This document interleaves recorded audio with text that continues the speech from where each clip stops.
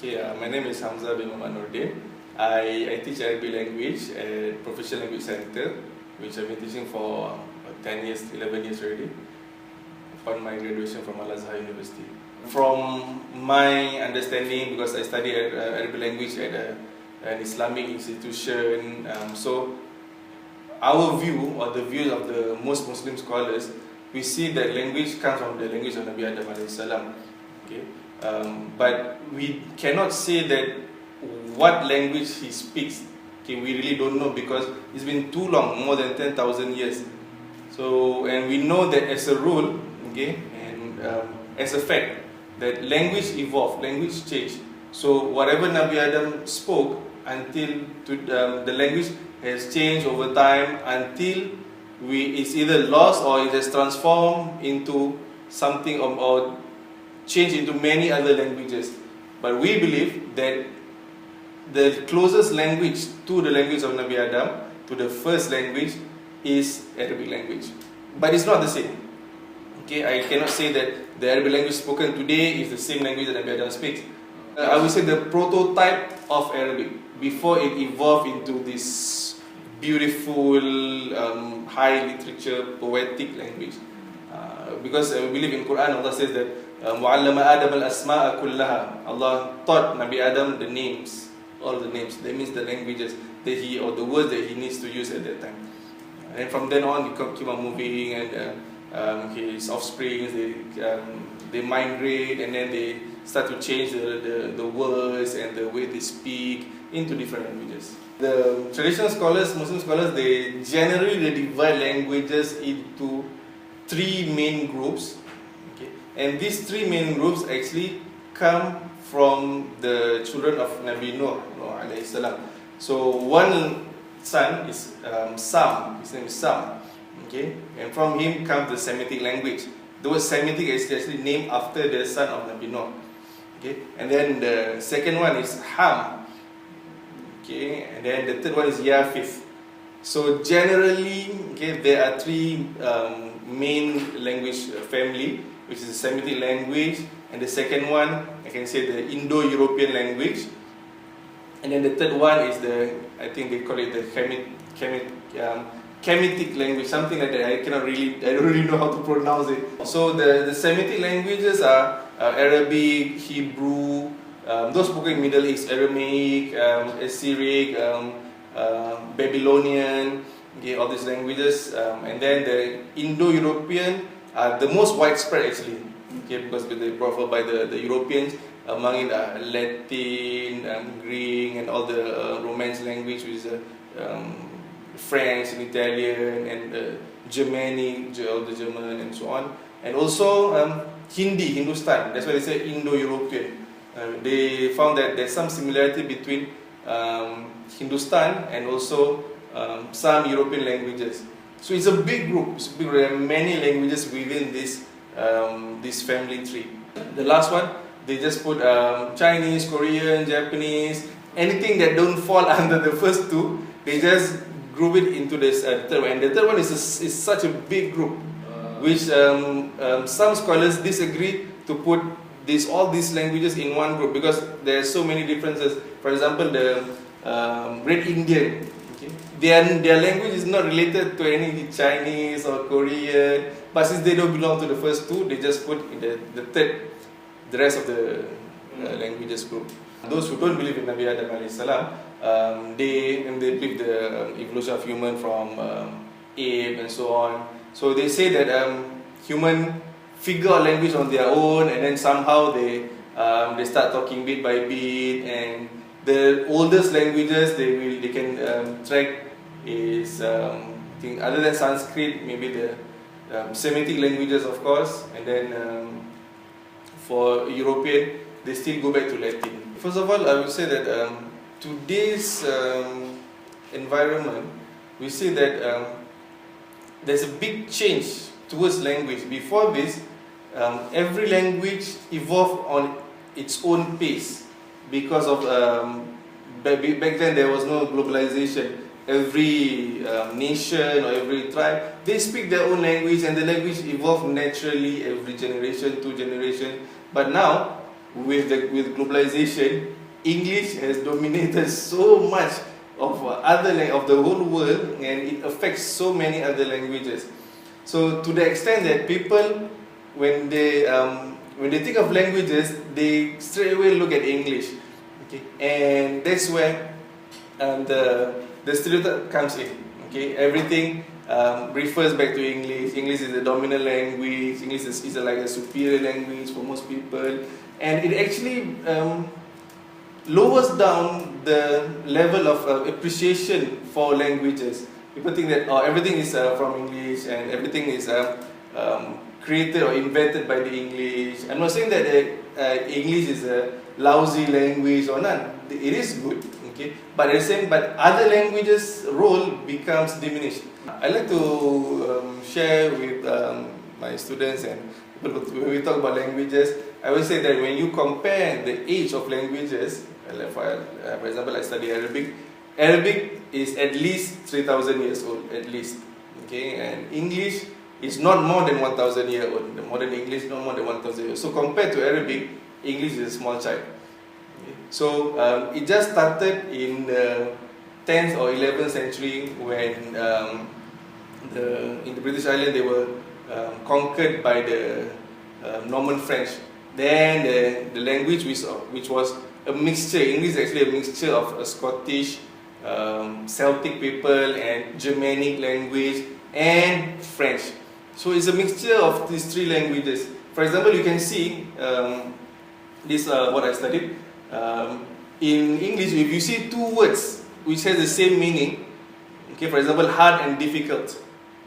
Hard is actually from Germanic language, and difficult is a long word. It's a difficult word. Okay, it actually comes from French. Okay, but these both two words now reside in Arabic language. They both claim to be in English language.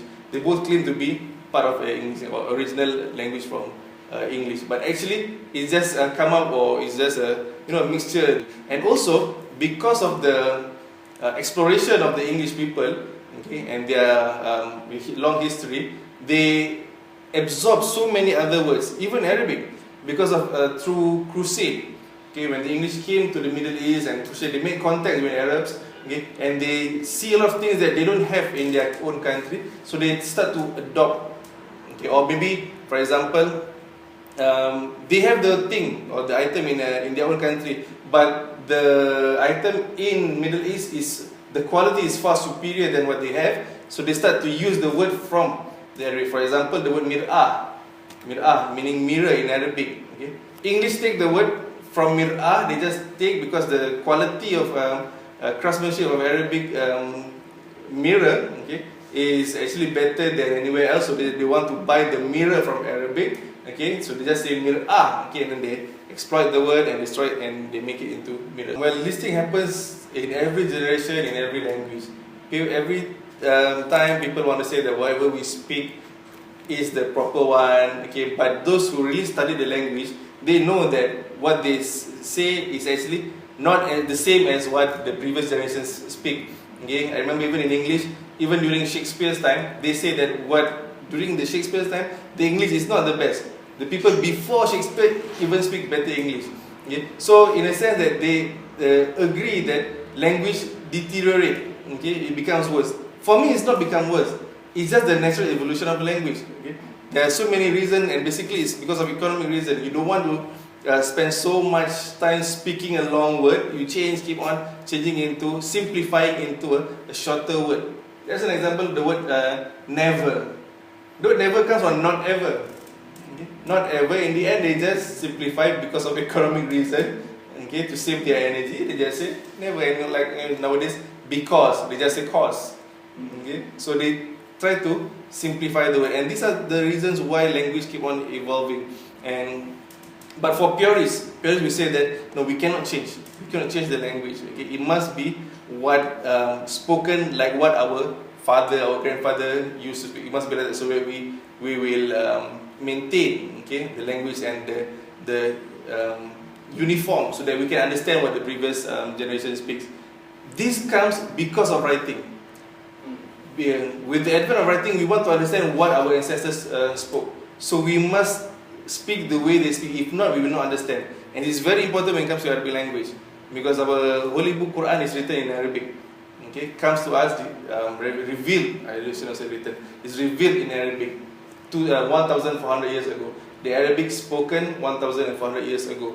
If we keep on change, we accept this evolution of Arabic language, and we ignore the classical Arabic language spoken 1,400 years ago, then we will not be able to understand the Quran. Okay. Although spoken Arabic today has changed somewhat from the original language of the classics, but still it is still taught, and it's still written in the classical way because of the Quran. We in Arabic we have the need to understand and even interact using the classical Arabic, or what now they call the modern standard Arabic, because we have the need to understand Quran. Other than that, other languages, if they don't have the need, they will just keep on changing it. That's part of it. That's like one of the reasons why language move in that direction. But even without occupation, without the foreign influence, within the same tribe or the same nation, people will want to, when I say communalism, I mean they just want to save energy. To the economic here means they're saving their time and energy, saving their life, but they don't want to waste so much time speaking word that seems enough. When a shorter word or shorter sentence can deliver the same meaning, why should I speak a longer sentence? And sometimes people try to use the word in a broader sense. For example, the word blast. The word blast in English means an explosion. But sometimes when they say, "Oh, I had a blast last night, it was fun," the word blast changed the meaning into a great time. Why the word when they use the word blast, they feel that it's not negative anymore. So the word changed from one aspect to another, and there's no influence, foreign influence in this. It's just how they feel. They want to express a certain meaning. For certain people, for the youth, maybe to say fun is not enough. They want something stronger. In the end, they choose the word blast with an explosive fun. As a Muslim and as a Muslim scholar, I would say that the language that can last longest will be Arabic, because of we believe that Quran will remain forever. People will still keep reading it, and because of that, Arabic the same Arabic that was spoken 1,400 years ago is still spoken now and will be spoken until end of time. And there's no other language that can compete with Arabic at that. It's proved 1,400 years is still the same, still spoken and still understood. But look at English 1,400 years ago, where was it? It's not the same, totally. Just give you 400 or 600 years ago, English was totally different. So for using that as a proof or evidence that Arabic can last that long, because of how Muslims they hold on to that language. Arabic language is sacred to Muslims. Unlike any other languages to other religions. Other religions maybe, for example, I dare say that English is not attached to Christianity. They read the Bible in translation. Bible was revealed or written, I would say revealed. Bible was revealed in Aramaic. They translate into Latin, they translate into English. So the language English is not connected to the religion, but in Arabic, in Islam, Arabic is connected deeply and sacred to the religion. The best part for me is the poetry. The meaning actually, Arabic poetry really stimulates the mind.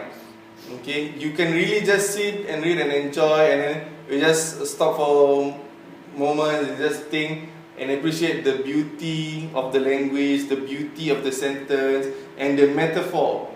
Oh my God, and this is, I remember this great poet, his name is Mutanabi. He he is one of the best poets of all time in Arabic. So he says that أنا الذي نظر الأعمى إلى أدبي. I am the one who the blind can see my literature. Okay. It is that good. Okay. وأسمع كلماتي من به صمم. And even the deaf people can hear my words. Okay. That means that in Arabic, okay, everyone can actually achieve that. Okay. Everyone can appreciate if really they really study and they put in enough time. Okay. Everyone can see the beauty. Everyone can really appreciate the meaning, even be going to the divine meaning of the Quran. Inshallah. What comes to my mind is German. I would say that German is an old language. It's older than English, and it lasts until today. Okay, it's older. It's as old as Latin, and I read somewhere that some linguists say that the best language with the best grammar or perfect grammar is Arabic, and German comes as a distant second. Okay. I think grammar plays a big role in the lasting of a language. Okay. The language can last that long if the structure of their grammar makes sense, or the structure can withstand. Okay, and the youth can comprehend, okay, the complexity of the grammar. Even if it is complex, but it still makes sense. Okay, so it will last long. You have to think far. Think not to be cliche, but think out of the box. As in, there are more languages out there. Okay, other than English. For example, you go to Europe countries, not everyone speaks English. Okay, they like German, they like to speak French, and these languages, they are knowing more languages. It opens up opportunity, of course, but it opens up your mind. Okay, you can see different perspectives. Okay, so if you are really struggling for creativity, you are struggling to look at a different angle, you need a different direction, study language.